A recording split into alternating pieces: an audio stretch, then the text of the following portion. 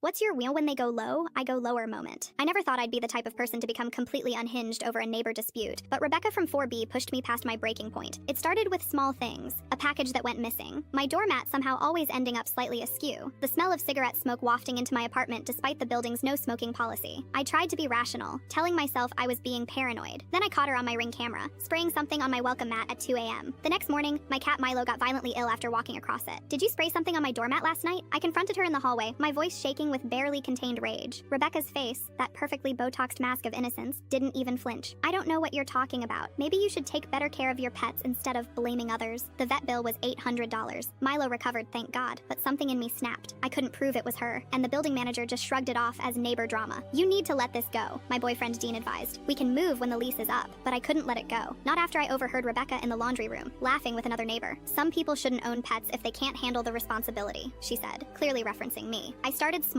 subscribing her email to every spam list I could find, ordering pizza deliveries to her apartment at odd hours. Childish stuff, really, but it gave me a sense of control. Then I discovered something interesting. Rebecca worked from home as a financial advisor for high net worth clients. She was always bragging about her exclusive client list at building gatherings. I also discovered she had a habit of leaving her windows open during spring evenings. This is getting unhealthy, Dean warned me as I monitored her schedule. You're obsessing. Maybe I was. But when I found out she was hosting an important client dinner at her apartment, something she'd been loudly planning on her balcony phone calls, I knew exactly what to do. I waited until the afternoon of her dinner. Her windows were open as expected, and she had stepped out for what I knew would be her weekly hair appointment. I had timed everything perfectly. The Bluetooth speaker was small enough to hide behind her living room curtain. I had tested the range from my apartment. It worked flawlessly. I set it to the lowest volume, just enough to be heard, but not immediately located. At 7:30 p.m., when I knew her guests would be arriving, I pressed play. The recording was subtle at first, just Rebecca's voice, collected from various phone conversations she'd had on her balcony, saying things like, "These idiots will believe anything if you sound confident enough," and "Half these clients don't even read what they're signing." I had spliced together weeks of her most damning statements, creating a devastating portrait of someone who viewed her clients as cash cows to be milked. I heard the commotion through our shared wall, raised voices,